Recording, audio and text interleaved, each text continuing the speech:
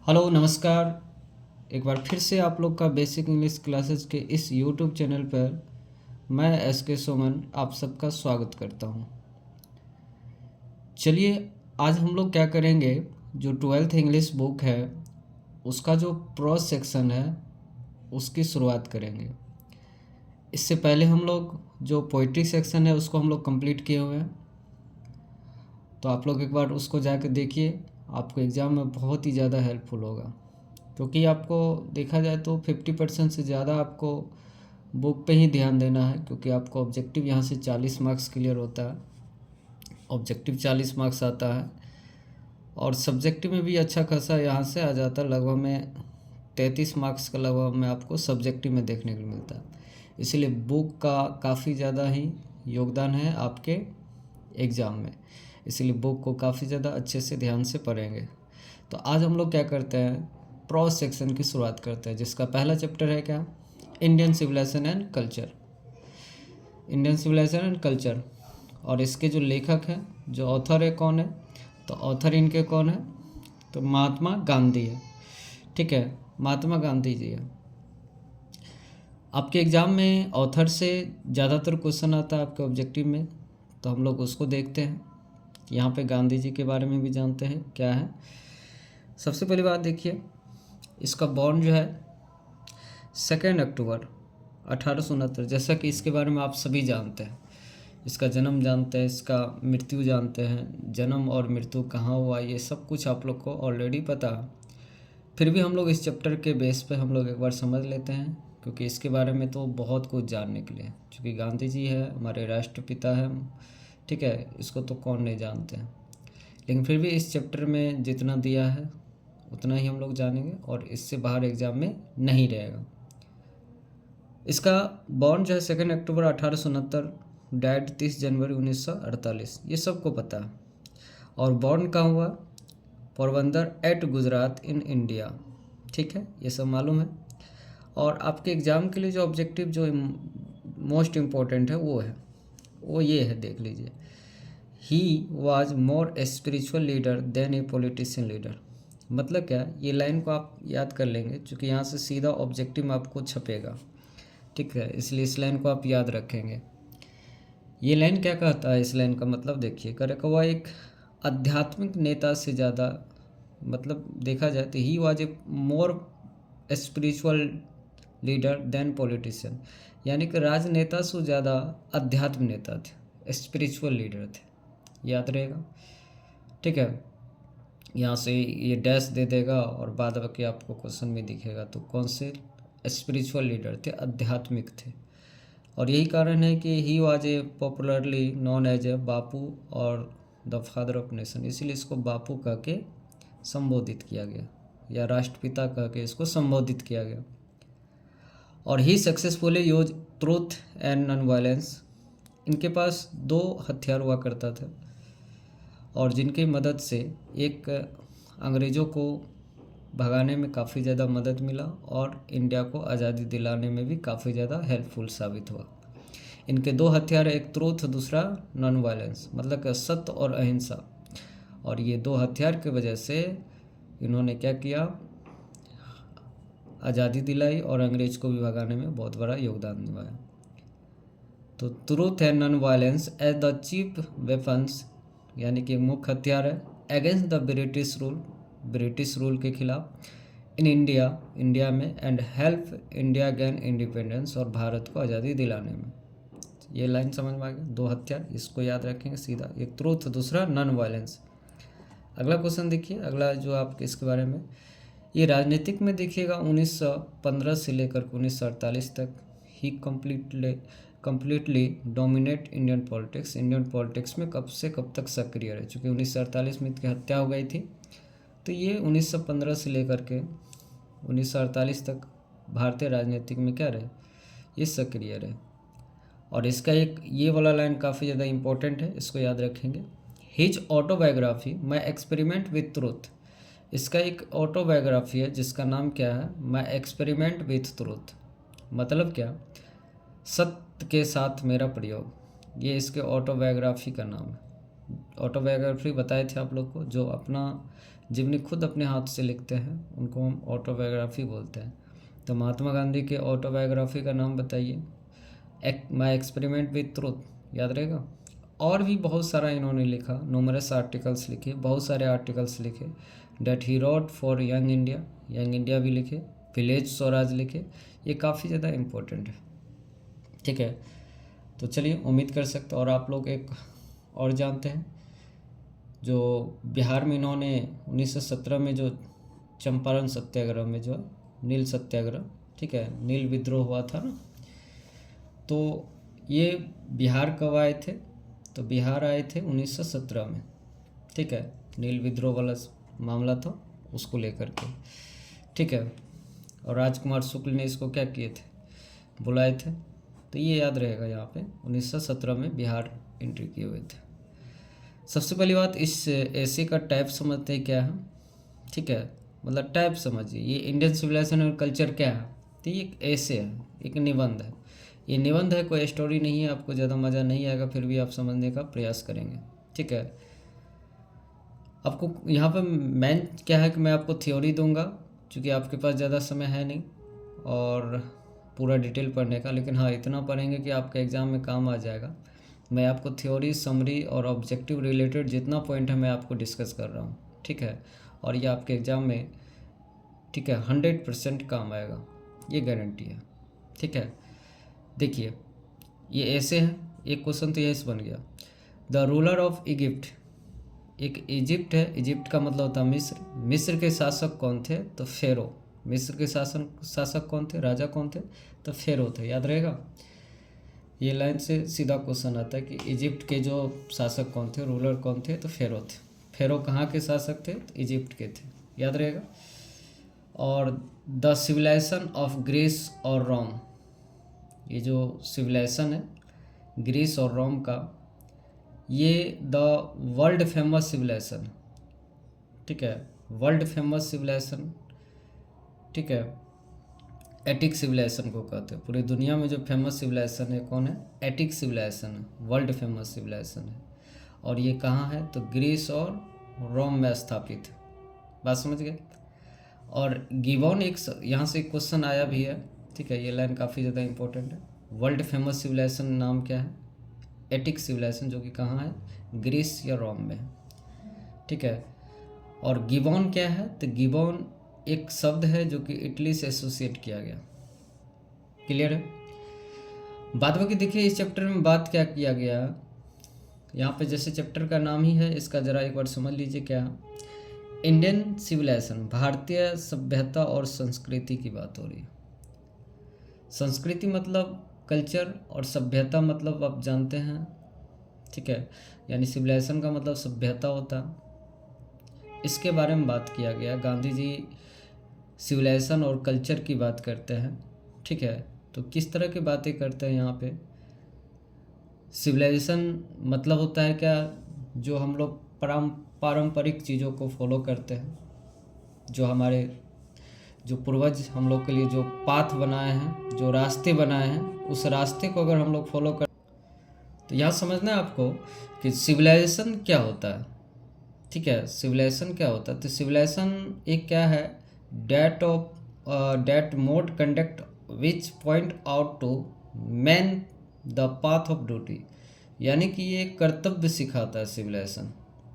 जिस तरह से हम लोगों के जो एंसेस्टर्स है, हम लोग के जो फोर फादर है, हम लोग के जो पूर्वज है, हम लोग के लिए एक वे बनाया है, एक पाथ बनाया है, नियम, रूल, रेगुलेशन, जो पुराने चीज़ों को आगे परंपरा तरीका से उसको चलाते हुए जाना, ये हम लोग के लिए एक पथ बनाया है, और उस पथ को हम लोग निर्वाह करते हुए आगे बढ़ते हैं। तो ये सिविलाइजेशन है।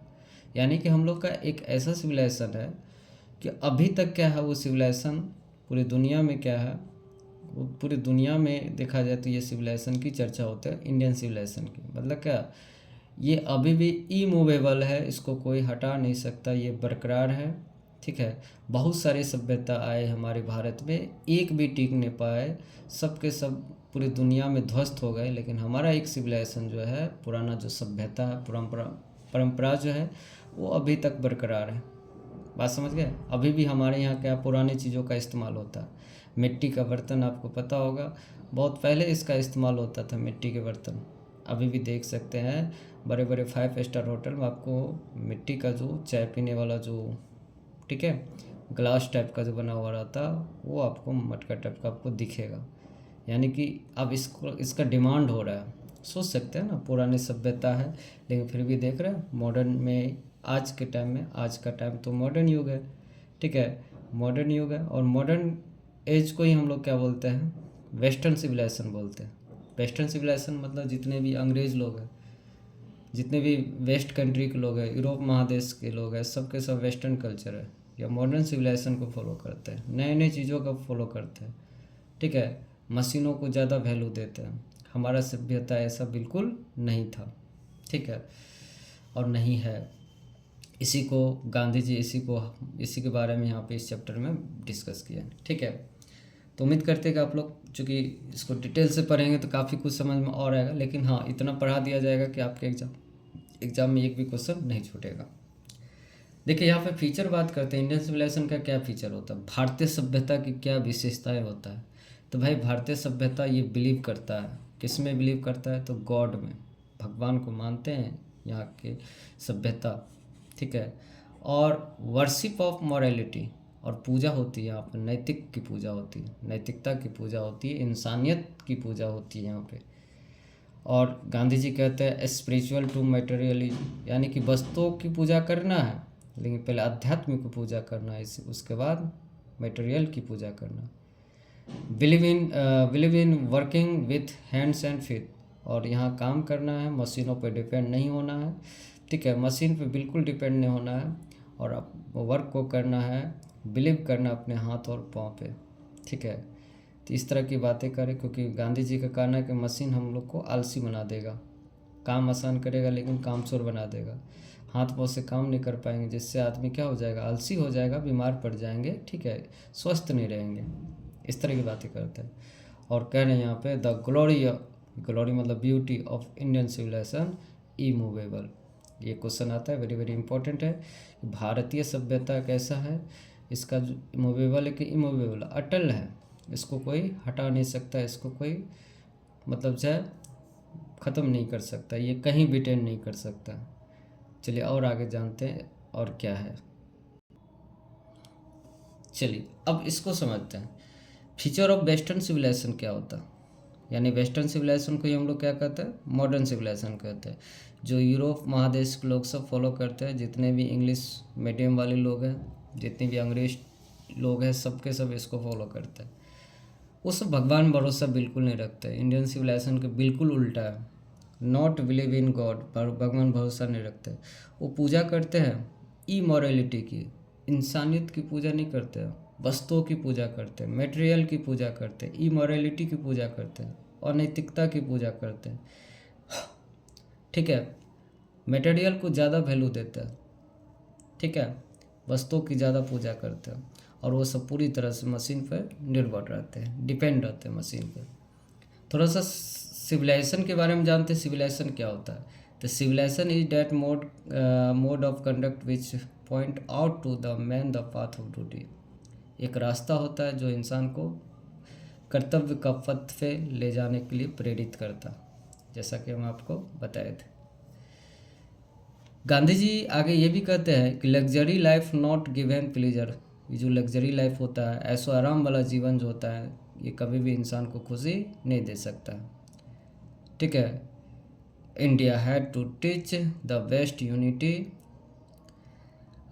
Integrity, religion, soul and spiritual, ठीक है।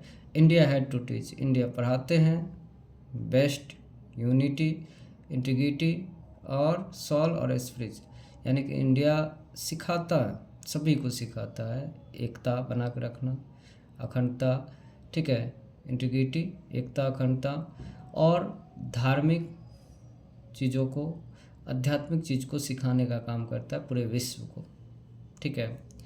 और गांधी जी आगे ये भी कहते हैं कि mind is a restless bird, मन जो होता है बेचैन पक्षी का नाम होता है। तो ये लाइन तो काफ़ी ज़्यादा इंपॉर्टेंट है कि mind is a restless bird, इसके बारे में बात किया गया। तो एक बेसिक जानकारी है इसमें, और इतना कुछ आप लोग पढ़ ले तो यहीं से ऑब्जेक्टिव यहीं से दिखेगा। बाद में कि आप समरी को भी आप समझ सकते हैं, एग्जाम आपको समरी भी देखने के लिए मिल सकता है। तो यहाँ पे हम हिंदी इंग्लिश दोनों कर दिया, तो आप यहाँ से भी एक अच्छे तरीके से समझ सकते हैं। देखिए क्या, Indian civilization and culture is an essay written by Mahatma Gandhi. यह एक ऐसे है जो कि महात्मा गांधी के द्वारा लिखा गया है। ही was a great freedom fighter, वह एक महान स्वतंत्रता सेनानी है। This essay has been taken from his autobiography, My Experiment with Truth, where he has compared Indian civilization to the Western civilization। यानी कि वह एक महान स्वतंत्रता सेनानी थे। यह लेख उनकी आत्मकथा माई एक्सपेरिमेंट विथ ट्रूथ से लिया गया है, जिसमें उन्होंने भारतीय सभ्यता की, ठीक है, भारतीय सभ्यता एवं पश्चिमी सभ्यता के बीच में इन्होंने तुलना करने का काम किया, कंपैरिजन करने का काम किया। He says that all the great civilisation of the world lost its existence, ठीक है, but Indian is still alive and it's her glory. मतलब क्या, वह कहते हैं कि दुनिया की सारी सभ्यता मिट गई और पर भारत अभी भी जिंदा है, और यह इसकी खूबसूरती है। So we should cling to our one civilization, ठीक है, इसलिए हमें अपनी सभ्यता को गले लगाना चाहिए, ठीक है। और if we want to be happy we should learn to control our desire. Correct है, यदि हमें खुश रहना चाहते हैं, यदि हम खुश रहना चाहते हैं तो हमें अपनी ख्वाहिशों पर लगाम लगाना होगा। ये गांधी जी का कहना है। अगला क्या है, if the west has done mending inventions we also have taught the world the lesson of unity.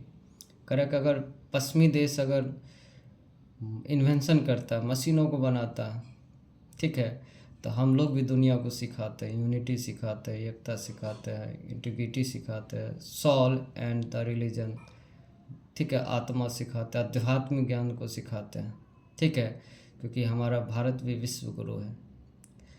और we don't hate west, correct, हम लोग वेस्ट से नफरत नहीं करते, but we should not try to copy it, लेकिन हम लोग इसको कॉपी नहीं करना चाहते।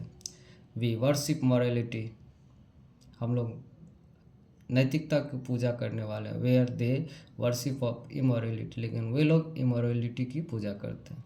बस यही फ़र्क है, हम उनसे हेट नहीं करते, ठीक है। आगे देखते क्या, ये समझ गए। अगला देखिए fourth, both these civilization are good in the their own spheres. करेगा, दोनों सभ्यता अपनी अपनी जगह सही है, लेकिन यह साफ है कि पश्चिमी सभ्यता वस्तुओं की पूजा करते, but it's clear that the modern civilization is the worship of material and our forefather have taught us to believe in our own hands and feet, ठीक है, लेकिन हमारे पूर्वजों ने अपने हाथ पैर पर विश्वास करना सिखाया, ठीक है। आगे देखिए, we should not forget those value and we should try to revive our own civilisation.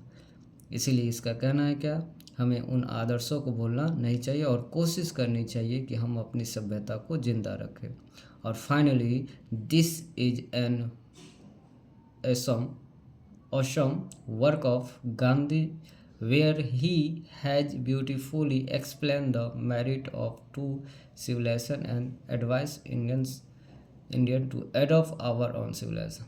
अंततः यह गांधी जी का एक शानदार लेख है, जहाँ उन्होंने बड़ी सुंदरता से दोनों सभ्यताओं की तुलना की है और भारतीयों को अपनी खुद की सभ्यता को गले लगाने का कहा गया।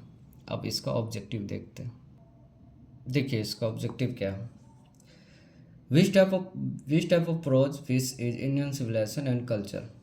बताइए टाइप क्या है, तो अभी जस्ट बताया गया था एक ऐसे है, who wrote famous book the decline and the fall of Roman Empire. The decline and the fall of Roman Empire जो लिखा गया, ठीक है, ये किसके द्वारा लिखा गया था, ये रोमन के हार पे एक लिखा गया था, तो एडवर्ड गिवन के द्वारा लिखा गया है, याद कर लेंगे सीधा। What does the golden fleece mean, ये याद रखेंगे। गोल्डन फ्लीस का मतलब क्या होता है, इसको याद रखिएगा, ये सीधा आपको याद रखना है। इसका मतलब होता है किसी भी चीज़ों को ढूंढने में जो मुश्किल हो उसको हम लोग गोल्डन फ्लीस कहते हैं। ठीक है, कुछ कुछ आपको याद करना पड़ेगा जो कि आपके वर्ड से संबंधित होगा। और भी देखते हैं आगे क्या है ऑब्जेक्टिव। देखिए नेक्स्ट ऑब्जेक्टिव क्या है, Attic civilization belong to dash. Attic civilization कहाँ से बिलोंग्स करते हैं, तो देखिए कोई भी आप आंसर, ग्रीस या रोम में से कोई भी आप आंसर कर सकते हैं। ठीक है, क्योंकि रोम और ग्रीस दोनों जगह से बिलोंग करते हैं, तो ये भी आप आंसर दे सकते हैं। यहाँ पर दोनों ऑप्शन दे दिया गया, लेकिन आपके एग्जाम में कोई एक दिखेगा तो आप ग्रीस लगा दीजिएगा। ठीक है, civilization is that mode of conduct which point out to man the path of dash. ये किसके क्या चीज़ सिखाता है, तो ये ड्यूटी सिखाता है, पथ पे चलने के लिए ड्यूटी सिखाता है। हिदुंज and made marvellous discoveries in the things of religion of the spirit of the dash. ये देखिए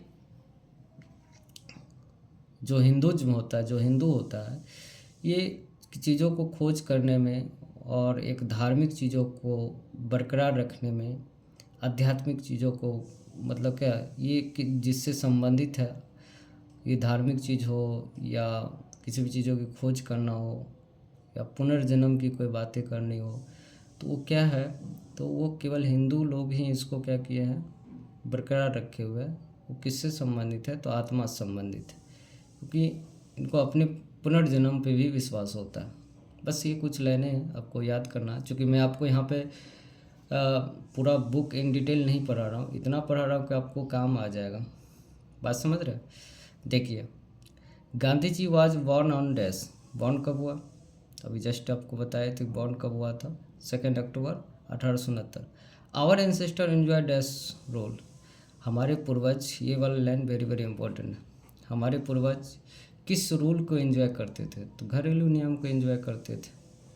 ये सब कोर्ट कचहरी पुलिस थाने शहर के चक्कर लगाना नहीं चाहते थे, ये घर में ही अपना एक घरेलू नियम होता था, गांव का एक नियम होता था, उसी को फॉलो करते थे, आराम से एंजॉय करते थे। ठीक है, और what is the glory of India, it remains dash. Glory क्या है, जो इंडिया का ग्लोरी है वो क्या है, मतलब जो सुंदरता जो है इंडिया का वो अभी भी क्या है, वो क्या है, तो इमूवेबल है, बरकरार है। What was that our ancestor satisfied with dash.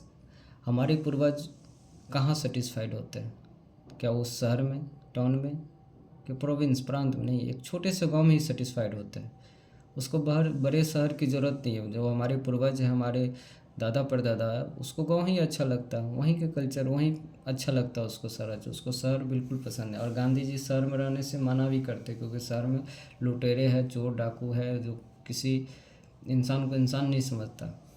ठीक है, इसीलिए स्मॉल विलेज में ही सेटिस्फाइड रहते हैं हमारे पूर्वज।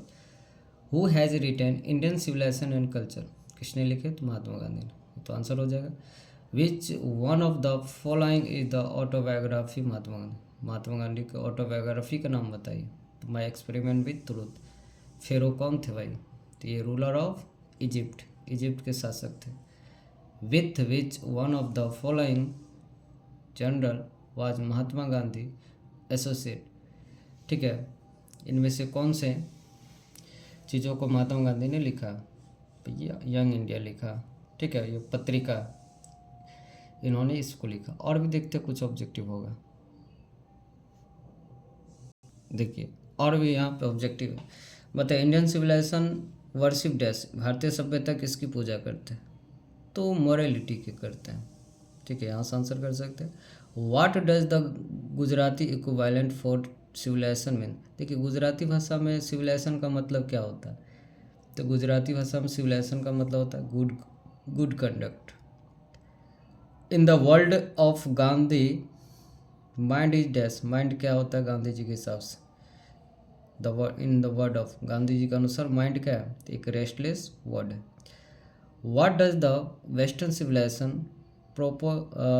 प्रोपेगेट, मतलब कि वेस्टर्न सिविलाइजेशन किस चीज़ पर आधारित होता है, तो भाई वो क्या होता है, इमोरलिटी की पूजा करता है। इमोरलिटी, ठीक है, इमोरलिटी की पूजा करता है। यही है इसका मकसद। Our forefather did not invent machinery because, हमारे पूर्वज मशीनों का आविष्कार नहीं करना चाहते थे। क्यों? क्योंकि वो चाहते थे क्या, क्योंकि वो जानते थे कि वो मशीन क्या करेगा, हमें गुलाम बना देगा। ठीक है, एक नंबर आंसर हो जाएगा, क्योंकि मशीन काम करेगा, आदमी तो हाथ पाँव से काम करेगा, नहीं तो गुलाम हो जाएगा। इसीलिए मशीन का आविष्कार नहीं करना चाहते थे। ये लाइन भी काफ़ी ज़्यादा important. After all there is something in Hinduism that has kept it dash till now, Hinduism में ही है जो कि अभी तक वो चीज़ों को बरकरार रखे हुए, सभ्यता को एलिव रखे हुए। ठीक है। Edward Gibbon associate with dash, ये कहाँ संबंधित है गिबन, तो इटली संबंधित है। The distinguishing characteristics of modern civilization is identity multiplicity of human wants, ये लाइन कहाँ से लिया? देखिए सिविलाइजेशन की बात होगा, इंडियन मॉडर्न सिविलाइजेशन, तो ये इंडियन सिविलाइजेशन कल्चर से लिया गया। I believe that the civilization beaten in the world, करें मुझे भरोसा है कि इंडियन सिविलाइजेशन कहीं भी बीट नहीं कर सकता। ये लाइन कहाँ से लिया गया? तो इंडियन सिविलाइजेशन कल्चर से लिया गया। और एक दो क्वेश्चन देख बताइए। European civilization will mean for India dash for India. देखिए यूरोपियन सिविलाइजेशन का एक ही मकसद है कि इंडिया को बर्बाद करना, रून करना। गांधी जी की डेथ कब हो गई? ठीक है, इसकी हत्या कब हो गई? तो 30 जनवरी 1948। अब हम लोग नेक्स्ट क्लास में मोस्ट इम्पॉर्टेंट चैप्टर जो है भारतीय में हमको करेंगे। उम्मीद करते हैं कि आप लोग को समझ में आ गया होगा। फिर भी कोई दिक्कत परेशानी हुआ होगा तो आप हमें कमेंट करके बताएंगे, और आप मेरा भी सपोर्ट करिए, और आप लोग का तो मैं हेल्प कर ही रहा हूँ। ठीक है, आप अच्छा लग रहा है तो अच्छा बताइए, ताकि मैं और भी अच्छे से अच्छे समझाने का प्रयास करूँगा आप लोग को। Thanks for watching this video. मिलते हैं हम लोग नेक्स्ट क्लास में, तब तक आप अपना ख्याल रखें और पढ़ाई को जारी रखें।